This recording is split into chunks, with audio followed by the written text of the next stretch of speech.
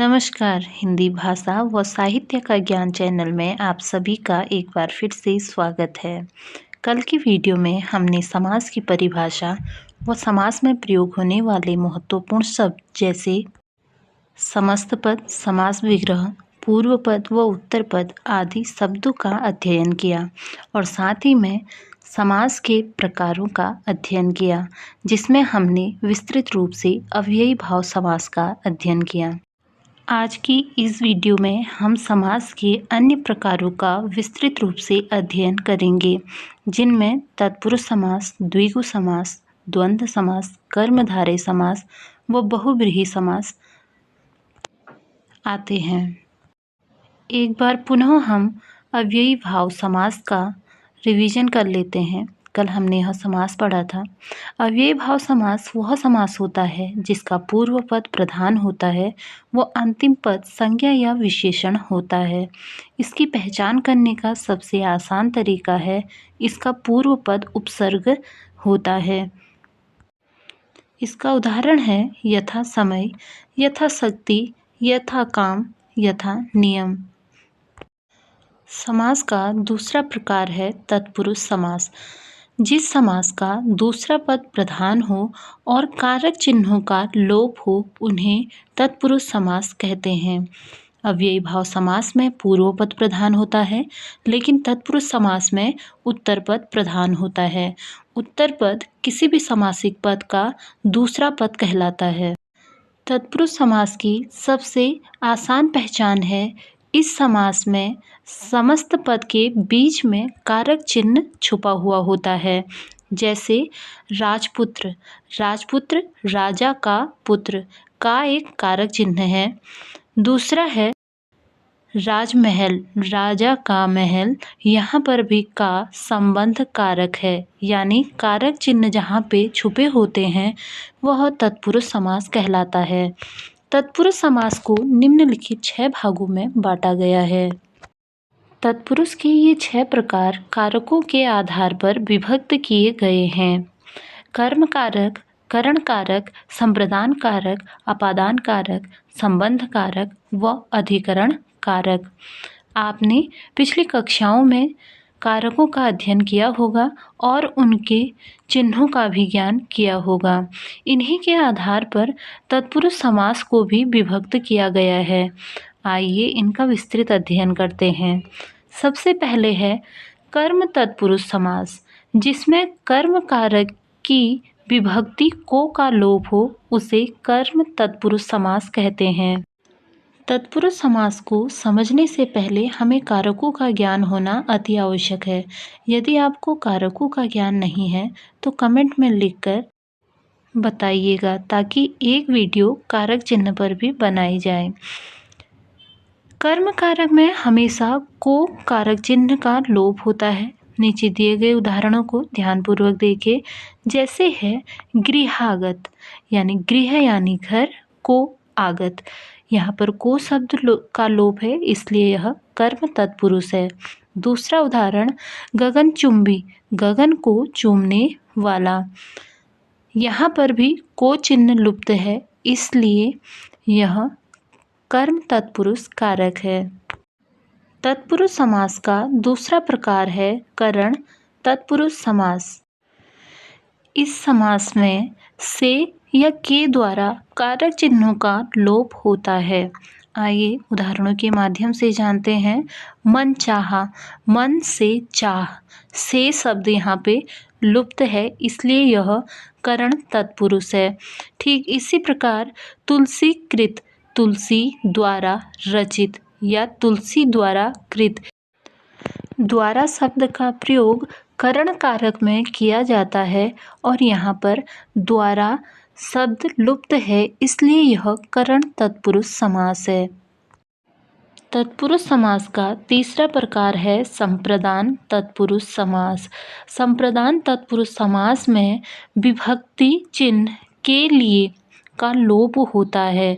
जैसे रसोई घर, रसोई के लिए घर, रसोई घर शब्द में के लिए शब्द का लोप है, इसलिए यह संप्रदान तत्पुरुष समास है। कारक चिन्हों में आपने पढ़ा होगा, कर्ता ने कर्म को करण से संप्रदान के लिए, अपादान से संबंध का की के, अधिकरण में पर ऊपर, ये शब्द जहाँ पे आते हैं यही कारक चिन्ह होते हैं। एक और उदाहरण से समझते हैं। युद्ध भूमि, युद्ध के लिए भूमि। युद्ध भूमि समस्त पद में के लिए शब्द का लोप है, इसलिए यह संप्रदान तत्पुरुष समास है। तत्पुरुष समास का चौथा प्रकार है अपादान तत्पुरुष समास। इस तत्पुरुष समास में से कारक चिन्ह का लोप होता है। उदाहरण, जन्मांध, जन्म से अंधा। से कारक चिन्ह का यानी कारक शब्द का लोप है, इसलिए यहाँ पर अपादान तत्पुरुष समास है। तत्पुरुष समास का अगला प्रकार है संबंध तत्पुरुष समास। जिस समास में संबंध चिन्ह का की के का लोप हो वह संबंध तत्पुरुष समास कहलाता है। जैसे राजपुत्र, राजा का पुत्र। राज आज्ञा, राजा की आज्ञा।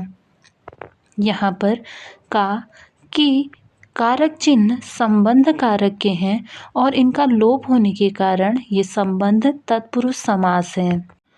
तत्पुरुष समास का छठा प्रकार है अधिकरण तत्पुरुष समास। इस समास के अंदर में, पर, ऊपर आदि शब्दों का लोप होता है, इसलिए यह अधिकरण तत्पुरुष समास है।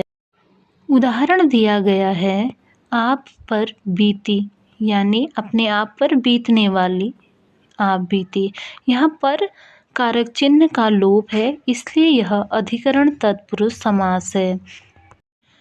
उपरोक्त अध्ययन से यह स्पष्ट हो जाता है कि कारक चिन्हों के अनुसार ही तत्पुरुष समास बनते हैं, यानी कारक चिन्हों के आधार पर ही तत्पुरुष समास को 6 भागों में बांटा है। अब आगे पढ़ते हैं समास का तीसरा प्रकार। समास का तीसरा प्रकार है कर्मधारय समास। जिस समास का प्रथम पद विशेषण और दूसरा पद विशेष्य हो उसे कर्मधारय समास कहते हैं। विशेषण यानी संज्ञा सर्वनाम की विशेषता बताने वाले शब्द, और विशेष्य कहते हैं वह संज्ञा सर्वनाम जिसकी विशेषण विशेषता बता रहा है। तो कर्मधारय समास में पहला पद विशेषण होता है और दूसरा पद विशेष्य होता है। आसान शब्दों में कहें, जहाँ पहला पद दूसरे पद की विशेषता बताए वह कर्मधारय समास है। उदाहरण, नीलकंठ, नीला है जो कंठ, यानी कंठ की विशेषता बताई जा रही है कि कंठ नीला है।